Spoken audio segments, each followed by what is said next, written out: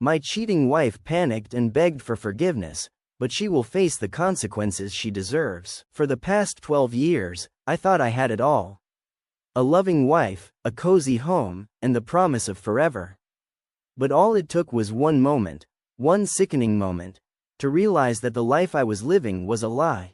She was on her knees, tears streaming down her face, clutching my hands as if holding on for dear life. Please, you have to forgive me. It didn't mean anything. I swear, it was a mistake. Her voice cracked, each word dripping with desperation. But her tears meant nothing to me. Not after what she'd done. Not after how she'd shattered every promise we ever made to each other. A mistake? I repeated, my voice cold and steady. Mistakes are spilling coffee or forgetting an anniversary. Sleeping with someone else isn't a mistake. It's a choice. And you made yours. I wanted to scream, to rage, to break something, but all I felt was numb, empty, like the part of me that had believed in her, in us, had been ripped out and left bleeding on the floor. Her sobs filled the room, echoing off the walls of the life we'd built together. A life she'd just burned to the ground. It hadn't always been like this. There was a time when we were happy, when I would have done anything for her, and she would have done the same for me. Or at least, that's what I thought. Looking back now, I wonder if I'd been blind or just naive. The first cracks started to show a few months ago. Subtle things, like the way she'd smile at her phone and quickly put it away when I walked into the room. Or how she'd started going out more often, always with vague excuses about needing space or spending time with friends. I wanted to believe her. I wanted to trust her. But there was this gnawing feeling in the pit of my stomach, this quiet voice whispering that something wasn't right. I ignored it at first. Told myself I was being paranoid. After all, she'd never given me a reason to doubt her before. But the signs kept piling up, the late nights, the secretive texts, the sudden distance between us. Until one night, when the truth slapped me in the face. It was a random Tuesday. She'd left her laptop open on the kitchen counter while she was upstairs taking a shower. I wasn't snooping, I wasn't looking for anything. But then a notification popped up, a message from someone I didn't recognize. And in that instant, everything changed. The message was simple, innocuous, even if taken out of context. But combined with the months of suspicion, it was damning. Can't stop thinking about last night. When can I see you again? My hands shook as I stared at the screen, my mind racing. I wanted to shut the laptop and pretend I hadn't seen it. To go back to the blissful ignorance I'd been clinging to. But I couldn't. The truth was staring me in the face, and there was no escaping it. That night, I didn't say anything. I needed time to process. To figure out what to do. Part of me wanted to confront her right then and there, but another part of me wanted to wait. To gather more evidence. To make sure there was no way she could talk her way out of it. Now, here we were. The confrontation I'd been dreading and anticipating in equal measure. She was unraveling before my eyes, her sobs growing louder with each passing second. I love you, she cried. It was a mistake. Please, we can get through this. We can fix this. I pulled my hands away, taking a step back. You don't get it, do you? I said, my voice low and steady. You didn't just betray me. You betrayed everything we built together. Every promise we made, every dream we had, you threw it all away, and for what? A cheap thrill? She opened her mouth to respond, but I held up a hand to stop her. Don't. Just, don't. I don't want to hear your excuses. Not now. Not ever. Her sobs turned into wails as she crumpled to the floor, but I didn't feel an ounce of pity. She'd made her bed, now, she could lie in it. And as I turned and walked out the door, I knew one thing for certain. She was going to face the consequences she deserved. Looking back, I can see the warning signs so clearly. At the time, though, I brushed them off as my own insecurities. Our marriage had always felt strong, or at least, that's what I wanted to believe. We met in college, young and full of dreams, and built a life together piece by piece. I thought we were a team, but now I'm forced to reevaluate everything. I had always been the one who worked long hours to provide for us. It wasn't easy, but I did it gladly. She had dreams of her own, and I wanted her to have the freedom to pursue them. She wanted to start a small photography business, and I supported her every step of the way. I bought her the best camera we could afford, helped her set up a website, and even took on extra shifts to make sure she had everything she needed to succeed. To me, that's what love meant: sacrifice. In those early years, her enthusiasm was contagious. She'd show me her portfolio every night, excitedly discussing her plans for the future. But somewhere along the way, things changed. Her passion started to wane, replaced by an unsettling restlessness. She'd complain about being bored or unfulfilled, but whenever I suggested ways to reignite her spark, she'd dismiss them. "You don't understand," she'd say. I took her words to heart and convinced myself that I needed to do more. Then came the late nights.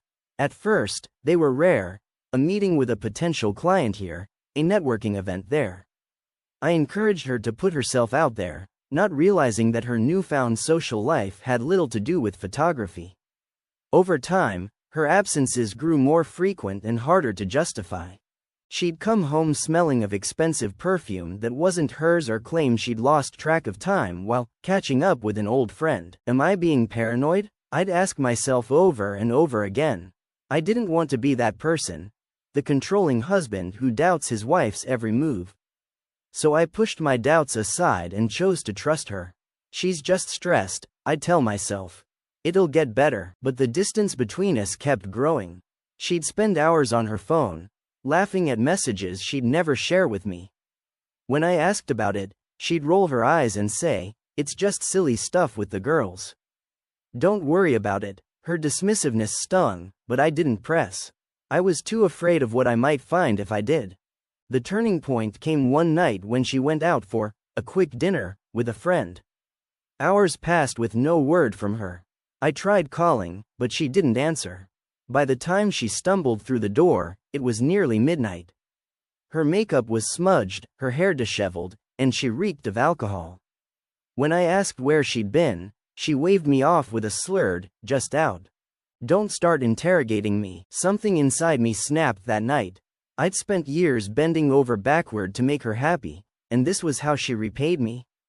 Still, I couldn't bring myself to confront her, not yet. Instead, I started paying closer attention. I noticed the way her phone was always face down, the hurried way she'd close apps when I walked into the room, and the unexplained charges on our credit card statements. It was as if she wasn't even trying to hide it anymore. My breaking point came a few weeks later. She was in the shower when her phone buzzed on the nightstand. I glanced at the screen and froze. The message preview read, "Can't wait to see you again tonight."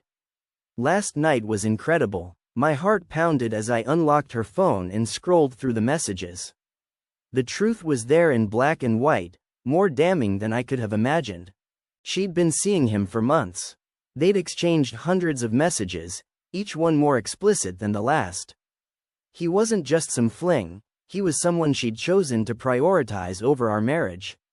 In that moment, my world came crashing down. I didn't confront her right away. Instead, I took screenshots of everything, forwarded them to my email, and locked her phone as if nothing had happened. I needed time to process what I'd just uncovered and figure out my next move. One thing was certain. This wasn't going to end with her walking away unscathed. I spent days meticulously planning how to confront her. I wasn't about to let my emotions get the better of me. I needed a clear head. First, I consulted with a lawyer to understand my rights and secure my position. Then, I made copies of every incriminating message and transaction. I wasn't going into this blind or unprepared. The hardest part was pretending everything was normal. I had to sit through dinners where she scrolled through her phone, barely acknowledging my presence. I had to listen to her fake laughter during her late-night phone calls. Every moment felt like a slap in the face, but I stayed calm. I told myself, she's already taken so much from me. I won't let her take my dignity too. The moment finally came one evening when she walked through the door, looking as polished as ever. She had that smug air of confidence about her, the kind that comes when you think you're getting away with something.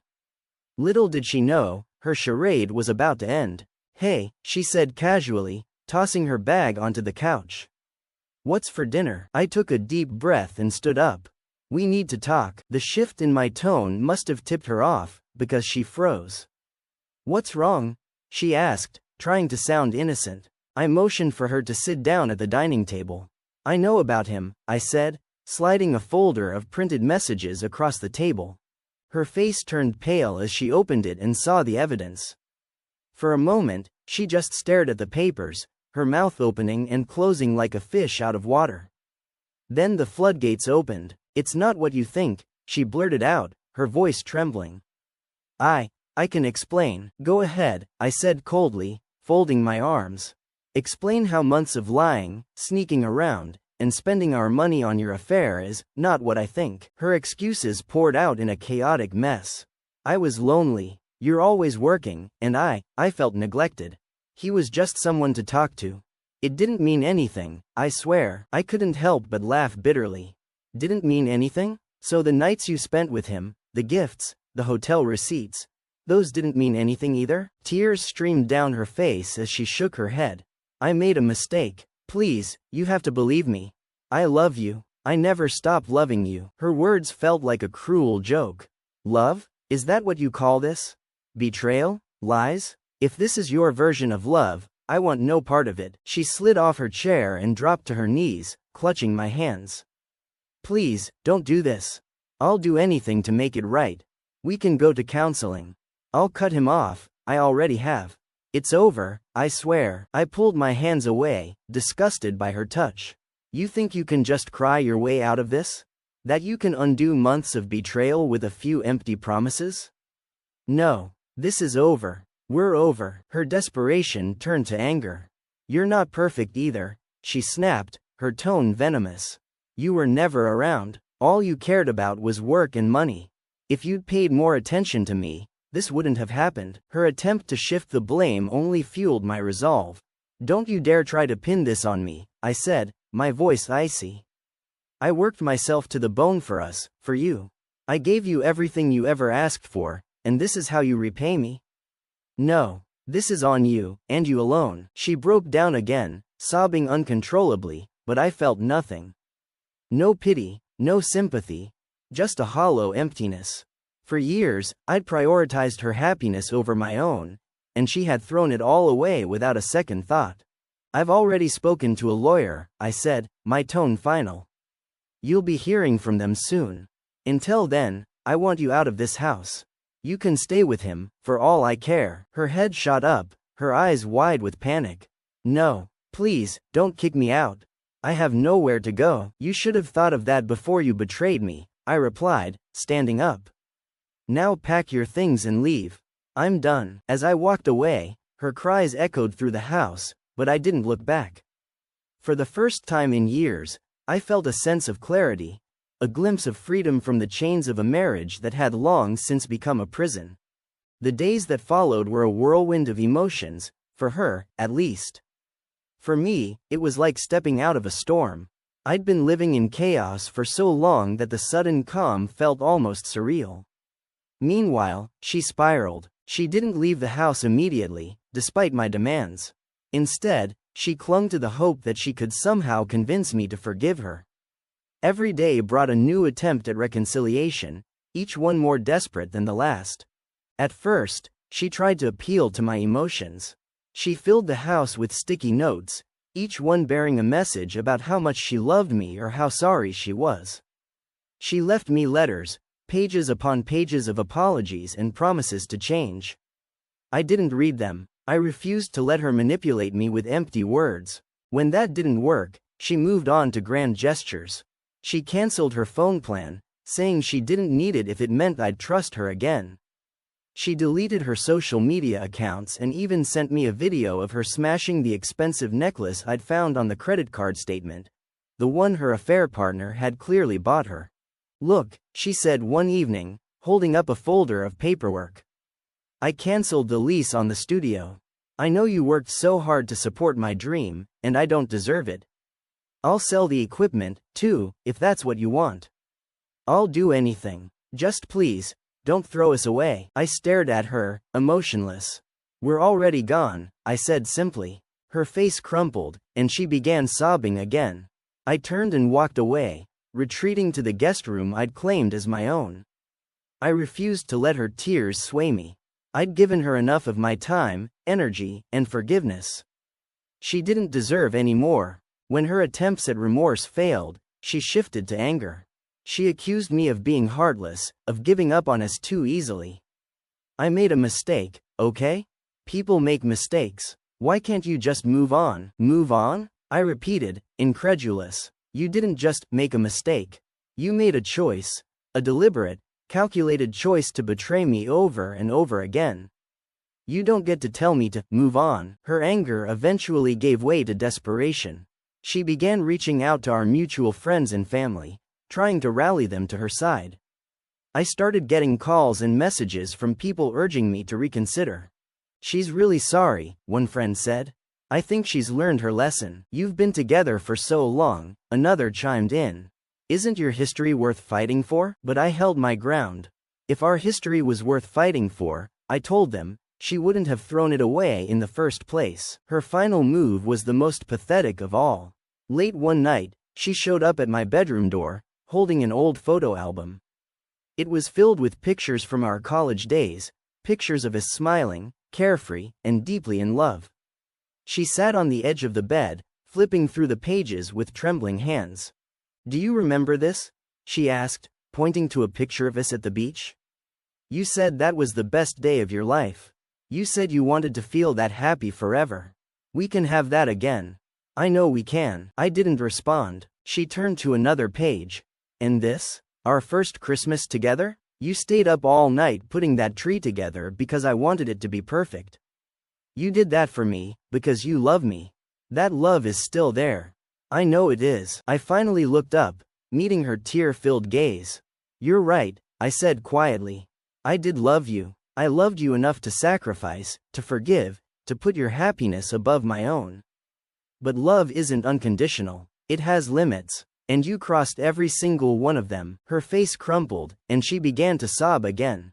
I stood and walked toward the door. I think you should leave now, I said firmly. She didn't argue this time. She packed her things the next morning and left without another word.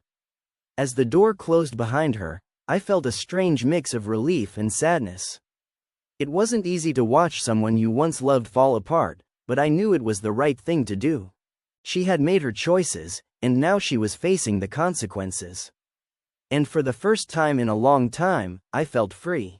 The house was quieter after she left, eerily so.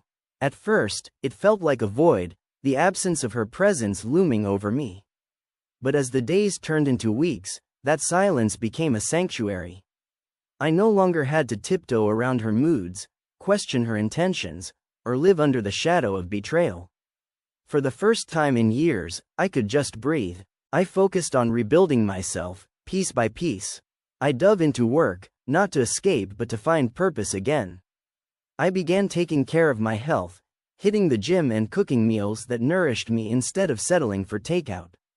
I even picked up hobbies I'd abandoned long ago, woodworking, hiking, and reading novels that had been gathering dust on the shelf. Slowly but surely, I was reclaiming the parts of myself I'd lost in the chaos of our marriage. One unexpected bright spot was reconnecting with friends and family. During the marriage, I'd unintentionally distanced myself from them, always prioritizing her needs and our relationship over everything else. Now, I realized how much I'd missed those connections. My sister invited me over for dinner one night, and before I knew it, I was laughing over old family stories. It felt like coming home. Not everything was easy, of course. There were nights when the loneliness crept in, and the weight of everything I'd been through threatened to pull me under. I'd replay conversations in my mind, wondering if I could have done something differently, if there was some way I could have saved us. But then I'd remember, saving the marriage wasn't my responsibility alone. A partnership only works when both people are committed, and she had made her choice. One day, while clearing out the guest room, I stumbled upon a box she'd left behind. Inside were keepsakes from our life together, concert tickets, handwritten notes, and the anniversary gifts we'd exchanged over the years. For a moment, I felt a pang of sadness.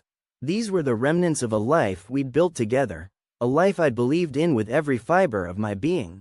But instead of dwelling on the pain, I made a decision. I took the box out to the backyard and started a small fire in the fire pit. One by one, I tossed in the mementos, watching the flames consume them. It wasn't an act of anger or spite, it was a release. As the smoke curled into the sky, I felt a sense of closure. The past was the past, and it was time to let it go. A few months later, I got a call from a mutual friend who'd been hesitant to get involved in the fallout of the divorce. She told me my ex-wife was struggling, that she regretted everything and was having a hard time adjusting to her new reality. "She's not the same person," the friend said. "She's broken." I didn't feel satisfaction hearing that. If anything, I felt pity. But pity didn't mean I was going to let her back into my life. I told the friend that I wished my ex-wife the best, but I was done. I'd made my peace, and I wasn't going to reopen old wounds. Months turned into a year, and life began to feel normal again, better than normal, actually. I started dating casually, though I was careful not to rush into anything serious. I wanted to make sure I was in the right headspace before bringing someone else into my life. Then, one day, I met someone unexpected. She wasn't flashy or dramatic like my ex-wife had been. She was kind, down to earth, and genuine. We bonded over shared interests and similar values, and our relationship grew naturally, without the turbulence I'd come to associate with love. This new relationship taught me what love was supposed to feel like: safe, supportive, and mutual. There were no games, no walking on eggshells, no endless sacrifices on my part while she took and took. Instead, there was balance and respect. Looking back, I'm grateful for the pain I went through, as strange as that sounds. It taught me to value myself and to set boundaries, to recognize my worth and refuse to settle for less. It wasn't an easy lesson, but it was one I needed to learn. As for my ex-wife, I haven't heard from her in a long time. The last I knew, she was working a mediocre job and trying to piece her life back together. I don't hate her anymore, I've let go of that anger.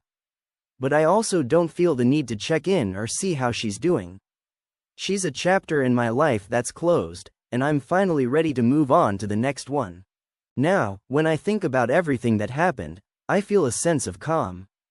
I did what I needed to do, and I came out stronger on the other side. Life has a way of throwing curveballs, but I've learned that it's not about avoiding them, it's about how you handle them. To anyone reading this, I leave you with this. When someone betrays you, it's easy to feel like your world is ending. But endings are just beginnings in disguise. Take the time to heal, focus on yourself, and trust that better days are ahead.